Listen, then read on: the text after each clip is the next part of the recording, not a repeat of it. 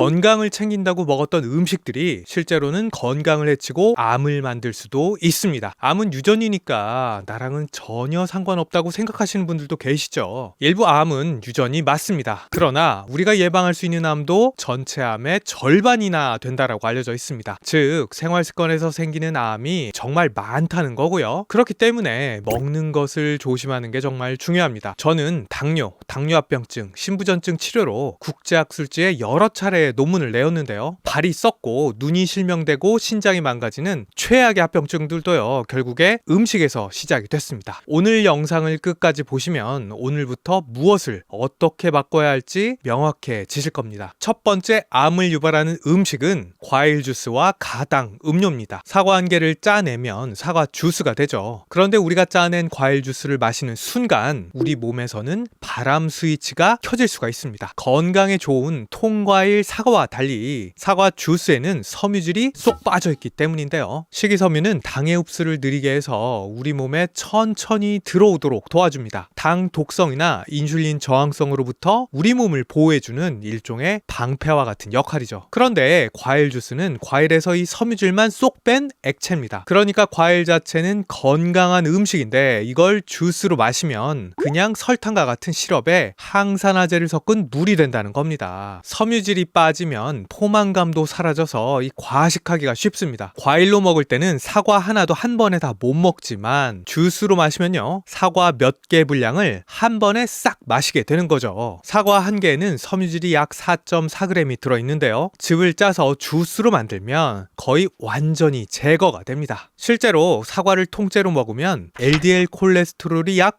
6.7% 감소하는데요. 사과 주스를 마시면 반대로 LDL 콜레스테롤이 6.9% 늘어난다라고 알려져 있습니다. 같은 사과인데 어떻게 먹느냐에 따라서 LDL 콜레스테롤이 13.6%나 차이가 나는 겁니다. 이렇게 지질대사와 당대사가 흔들리면요, 우리 몸은 암이 가장 뛰어놀기 좋은 환경으로 바뀌어버립니다. 당이 우리 몸에 빠르게 들어오면 어떤 일이 벌어질까요? 혈당이 치솟고 인슐린이 폭증합니다. 그런데 암세포는 이 인슐린을 만나면 분열을 가속화해요. 즉 암이 더 빨리 자라는 겁니다. 또 IGF-1이라는 유사성장 호르몬도 같이 늘어나는데요. 이 호르몬은 암세포 주변에서 새 혈관을 만들어서 암에 영양분을 공급하는 파이프 역할까지 합니다. 게다가 이 과일 주스 속 과당은 세포 안에서 산화 스트레스를 일으켜서 만성 염증 상태를 만듭니다. 즉 한 잔의 음료가 우리 몸 안에서 암이 자라나기 좋은 환경을 동시다발적으로 만드는 셈입니다. 실제 연구에서 고체 상태의 당은 암과 관련이 상대적으로 좀 적었지만요, 액체 상태의 당은 암 사망률과 관련이 있었습니다. 특히 과일 주스 속 과당은 하루 5g 마실 때마다 암 위험이 39% 증가하는 것으로 나타났습니다. 그렇다고 해서요, 과일 주스를 단 한 모금도 마시면 안 된다는 건 절대 아닙니다. 100% 과일 주스 속에는 폴리페놀과 같은 항산화 물질이 남아 있어서 가당 음료보다는 위험이 약합니다. 한 잔 미만 정도라면 비타민과 항산화 물질의 이점이 이런 위험을 어느 정도 상쇄할 수가 있어요. 진짜 심각한 문제는 가당 음료에서 생깁니다. 가당 음료는 과일 주스의 마지막 안전핀이었던 항산화 물질마저 전부 다 빠진 음료니까요. 인위적으로 시럽이나 설탕을 넣은 가당 음료는 사망률을 높이고요, 당뇨병뿐만 아니라 암 발병 확률도 높이는 것으로 여러 연구에서 반복적으로 보고가 되고 있습니다. 실제로도 만성질환도 유발하는데요. 제가 진료할 때 아직 20대인데 당뇨에 걸려오는 경우가 있었습니다. 바로 이 가당 음료를 몇 달간 많은 약을 계속 먹다가 당뇨에 걸려버린 어린 학생들이었는데요. 가당 음료는 많이 먹으면 먹을수록 뇌혈관을 파괴하는 당뇨병에 걸릴 확률이 올라가고요. 그에 따라서 암도 걸릴 확률이 올라가게 됩니다. 그럼 우리는 어떻게 해야 할까요? 첫째, 과일 주스 대신 과일을 통째로 드세요. 이 과일 주스를 마시더라도 하루 한 잔을 넘기지는 마십시오. 둘째, 가당 음료는 가능하면 끊는 게 이득입니다. 정 마시고 싶으시다면요, 주 1회 이하로 제한하시고요. 대신에 커피, 차, 저지방 우유로 대체를 하시는 게 좋습니다. 이렇게만 해도 사망률이 뚝 떨어진다는 연구 결과가 있습니다. 두 번째는 흰빵과 정제 곡물입니다. 이 흰빵을 먹으면 살이 잘 찐다는 건 다들 잘 아시잖아요. 또 당뇨 환자가 빵을 먹으면 혈당이 막 펑펑 튀고요. 그런데 그런데 흰빵이 암 발병률과도 관련이 있다는 게 밝혀졌습니다. 이유는 이 과일 주스와 비슷한데요. 더 강력합니다. 앞에서 말씀드렸듯이 암세포는 이 빠르게 공급되는 당을 좋아하는데요. 그 당을 가장 빠르게 공급하는 음식 중에 하나가 바로 흰빵, 흰밀가루, 정제 곡물입니다. 식이섬유가 거의 없어서 혈당의 폭주를 막을 안전핀이 제거된 상태죠. 여기에다가 가당음료까지 같이 마시면 이 위험은 더 명확해지겠죠. 이게 또 한국인에게 특히 위험한 이유가 있어요. 현대 한국인의 빵과 정제 곡물 섭취량이 아주 많이 늘었기 때문인데요. 실제 연구에서 흰 빵을 많이 먹은 여성에서 대장암이 무려 이 2배 높게 발생을 했고요. 유방암도 28% 증가했다라는 결과가 있습니다. 그런데 이 빵이 다 문제는 아닙니다. 통밀빵은 오히려 암과 이 다른 질환들을 예방하는 효과가 있어요. 같은 빵이라도 통밀빵을 먹으면 암 사망률, 전체 사망률, 심혈관계 사망률이 약 20%가량 낮아지는 것으로 나타났습니다. 통밀빵 속 섬유질과 항산화 물질이 이 항염증 효과를 내기 때문이죠. 그래서 이 미국 암학회에서도요, 흰빵이나 정제 곡물보다 통곡물과 통밀빵을 추천합니다. 그럼 우리는 어떻게 해야 할까요? 빵은요, 통밀빵으로 바꾸시고요. 밥은 흰밥에 콩이나 보리를 섞어서 식이섬유를 충분히 드세요. 통곡물 섭취만 늘려도 전체 사망률은 9에서 17%, 암 사망률은 3에서 18%, 암 발생률은 5에서 15% 감소한다라는 연구 결과들이 있습니다. 세 번째는 절임 음식입니다. 절임 음식에는 김치 같은 한국 음식도 있고요. 피클 같은 서양 음식도 다 포함이 됩니다. 물론 김치는 요즘 세계적인 건강식품으로 인정받고 있어요. 단 한 가지만 주의하시면 됩니다. 바로 높은 소금 농도와 섭취량입니다. 짠 절인 음식을 많이 드시면 위점막이 손상될 수가 있습니다. 이건 김치뿐만 아니라 이 피클도 마찬가지예요. 너무 짜거나 시면요, 점막에 자극이 됩니다. 실제로 하루에 절임 채소를 40g 이상 먹을 때마다 위암 위험이 약 15% 증가한다라는 연구 결과도 있었습니다. 이게 한국인에게 더 문제가 되는 이유는요, 헬리코박터균 감염률이 높기 때문인데요. 위에 헬리코박터균이 있는 상태에서 염도가 높은 음식을 자주 먹으면 점막이 훨씬 쉽게 상합니다. 비유를 하자면 소금은 망치고요, 위 점막은 벽이고 헬리코박터는 이 커다란 대못이라고 보면 됩니다. 망치질이 계속되면 벽에는 금이 가죠. 정상적인 경우에는 다시 회복을 하는데요. 이 틈에 헬리코박터라는 대못이 크게 박히면 결국 벽이 무너져 내립니다. 다행히 최근에는요, 헬리코박터 제균 치료와 냉장고의 보급, 식습관 개선 덕분에 한국인의 위암 발병률이 빠르게 줄고 있는 추세입니다. 그럼 우리는 어떻게 하면 될까요? 김치나 절임 채소는 한 번에 많이 드시기보다는요, 반찬으로 적당량만 드시고요. 가능하면 저염 김치를 먹는 것도 좋습니다. 그리고 헬리코박터 검사를 아직도 한 번도 안 받아보셨다면 받아보시는 것을 추천드립니다. 네 번째는 가공육입니다. 이 소세지, 햄과 같은 가공육을 인류가 만든 이유는 냉장고가 없던 시대에 고기를 오래 보존하기 위해서였습니다. 그런데 오래 보존하려고 쓰는 보존제와 방부제, 그리고 높은 농도의 나트륨이 오히려 암을 일으킬 수 있다는 게 문제인데요. 가공육의 발암기전은 여러 가지인데요. 첫째가 햄과 소세지에 들어가는 아질산염과 질산염이 위 속에서 분해가 되면서 니트로사민이라는 발암물질을 만듭니다. 둘째, 가공육을 고온에서 구우면 다환 방향족 탄화수소 같은 이 또 다른 발암 물질들이 생깁니다. 세 번째 이유는 가공육은 장 속에서 TMAO라는 물질을 만들어내는데요. 이것도 발암과 관련이 있다고 알려져 있어요. 이 수치를 보면 충격적입니다. 가공육 섭취가 하루에 단 50에서 60g씩, 그러니까 이 소세지 한 개 정도만 늘어도 위암 위험이 최대 71%, 대장암 위험은 23% 증가한다라는 결과가 있습니다. 가공하지 않은 적색육도 암 위험을 높이긴 하지만 이 가공육은 훨씬 강력합니다. 그럼 우리들은 어떻게 해야 될까요? 단백질은 가공육 대신 두부, 콩과 같은 식물성 단백질이나 생선, 닭과 같은 신선한 단백질에서 얻는 게 좋습니다. 가공육은 가능하면 일주일에 한두 번 이하로 줄이시는 게 좋습니다. 다섯 번째는 발암 음식에 종합한 초가공 식품입니다. 초가공 식품은 현재 전 세계 인구가 먹는 음식 중 약 절반의 칼로리를 공급할 만큼 우리 식탁에서 큰 비중을 차지합니다. 그만큼 건강에 끼치는 영향도 굉장히 큰데요. 자연 그대로의 음식과 다르게 이 초가공 식품은 공장을 거쳐서 나옵니다. 즉 자연의 성분에서 뭔가를 더 빼고요, 뭔가를 더한다는 거예요. 이 빼는 것은 주로 배가 빨리 부르게 만드는 섬유질이고요, 더하는 것은 더 맛있게 만드는 설탕, 나트륨, 지방입니다. 그러니까 초가공식품은 섬유질은 적고 당분과 나트륨은 많습니다. 그래서 먹어도 배가 안 부르고요, 안 먹으면 머릿속에서 계속 생각이 나는 겁니다. 초가공식품은 이 발암기전도 종합 세트입니다. 섬유질이 빠지니까 장내 세균이 항염증 물질을 못 만들고요, 설탕과 정제 곡물 때문에 인슐린이 폭증해서 암세포 성장이 가속화됩니다. 보존을 위해 넣는 첨가물, 튀김 과정에서 생기는 발암 물질도 들어있을 수밖에 없고요. 게다가 포장지 문제까지 있습니다. 미세 플라스틱은 물론이고요, 비스페놀, 프탈레이트 같은 환경 호르몬이 포장재에서 음식으로 흘러 들어가서 암 발생에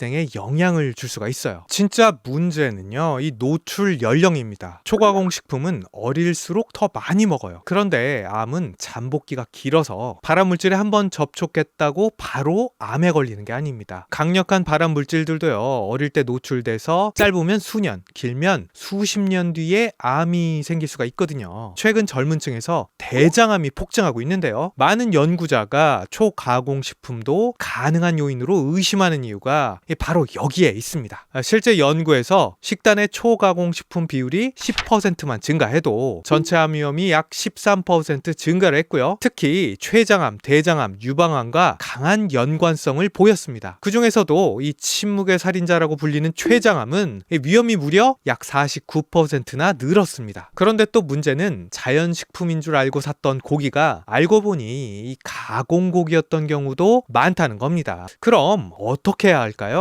식품 라벨을 보세요. 성분표에 이름 모르는 화학물질이 5가지 이상 적혀 있으면 자연식품이 아닌 가공식품일 가능성이 높습니다. 가능하면 원재료가 단순한 음식, 자연 그대로의 식품을 선택하세요. 6번째는요, 이 재사용한 튀김, 기름입니다. 튀김이 바삭바삭하고 정말 맛있죠. 그런데 이 기름을 가열할 때 발암물질이 많이 생긴다는 사실들은 다들 들어보셨을 거예요. 그래서 많은 분들이 애초에 건강한 기름으로 튀기자라고 생각을 해서 해바라기 씨유나 카놀라유처럼 건강에 좋다고 알려진 기름을 쓰십니다. 그런데 반전이 있어요. 이런 기름에서 오히려 더 많은 발암물질들이 나옵니다. 이 독성 알데히드와 같은 발암물질이 불포화 지방산이 많은 건강한 기름을 가열할 때 더 많이 생기는 것으로 알려져 있어요. 불포화 지방산일수록 고온에서 약하기 때문이죠. 오히려 파미와 같은 포화 지방산이 많은 기름이 역설적으로 고온에서 훨씬 더 안정적입니다. 심혈관계에 불포화 지방산이 좋다고 포화 지방 기름을 피했더니 오히려 더 나쁜 결과가 나오는 겁니다. 오히려 불포화 지방산이 많은 기름을 버리지 않고 여러 번 재사용하면요, 이 산화가 돼서 지질산화물이 생기고요, 이게 혈관을 막아서 심혈관 질환을 일으키기가 쉬워집니다. 또 기름을 고열로 가열할 때 나오는 연기에도 이 발암물질들이 정말 많거든요. 그럼 우리는 어떻게 해야 할까요? 먼저 튀김 기름으로는 이 엑스트라 버진 올리브유가 산화에 강하고 안정성이 제일 높습니다. 그러니까 엑스트라 버진 올리브유로 튀기거나 다른 기름에 섞어서 쓰시는 게 낫습니다. 둘째로는 튀김 기름은 한 번 쓰고 버리세요. 재사용은 금물입니다. 세 번째는 튀기거나 부칠 때는 꼭 환기를 충분히 하세요. 넷째는 가정 조리에서는요, 이 고온 튀김보다는 굽기, 찌기, 삶기 같은 좋은 요리를 늘리는 게 좋습니다. 7번째, 마지막은 나쁜 줄 알면서도 잘 못 끊는 술입니다. 예전에는요, 이 와인 한 잔이 건강에 좋다고 해서 건강음료처럼 홍보되던 시절도 있었어요. 그런데 최근 연구들에서는 오히려 해가 더 많다라고 보고 있습니다. 하루 한 잔 정도면 이 수명이 약간 늘 수 있다라는 연구들도 있지만요, 수명만 느는 게 아니라 암 발생률도 같이 증가한다는 게 밝혀졌습니다. 매일 5잔 이상을 5년에서 10년을 마시면 간이 변성되기 시작을 합니다. 즉 간경화가 생기고요, 간경화는 간암으로 이어질 수가 있습니다. 과음을 하면 식도암과 두경부암 위험이 5배나 올라가고요, 여성은 하루 한 잔만 마셔도 유방암 위험이 5에서 15% 증가한다고 알려져 있어요. 술이 여성 호르몬과 면역계에도 영향을 주기 때문입니다. 술이 발암성을 가지는 가장 큰 이유는 대사 과정에서 생기는 알데히드 때문인데요, 이게 한국인에게 특히 위험합니다. 한국인은 아세트알데히드를 분해하는 효소 유전자가 이 서양인보다 이 기능이 떨어지기 때문에 같은 양을 마셔도 더 많은 독성 물질이 우리 몸에 쌓이는 겁니다. 그리고 술의 피해는 평생 마신 술 술의 총량에 비례합니다. 한 잔 한 잔의 피해가 평생 누적되는 방식입니다. 이 술은요, 암만 문제가 아닙니다. 술을 많이 드시는 분들은 혈압도 잘 안 잡혀요. 제 진료 현장에서도 음주량이 많은 환자들은 고혈압이 조절이 잘 안 되는 경우가 굉장히 흔합니다. 고혈압이 조절이 안 되면 혈관 내피가 손상돼서 동맥경화가 빠르게 오고요. 그럼 우리는 어떻게 해야 할까요? 이 과음은 절대 피하시고요. 매일 마시는 습관은 반드시 끊으셔야 합니다. 그리고 마시더라도 횟수와 양을 줄이시는 것이 최선입니다. 세계 최대 부자, 위대한 투자가 찰리 멍거는 이런 명언을 남겼습니다. 어떤 일을 성공하기 위해서는 잘 되는 시나리오를 찾기보다 무조건 실패하는 시나리오를 먼저 짜고 그 반대로 행동하라. 무엇을 먹으면 암에 잘 걸리는지 알면 그것을 피하는 것만으로도 강력한 암 예방이 됩니다. 오늘 말씀드린 7가지를 한 번에 싹 다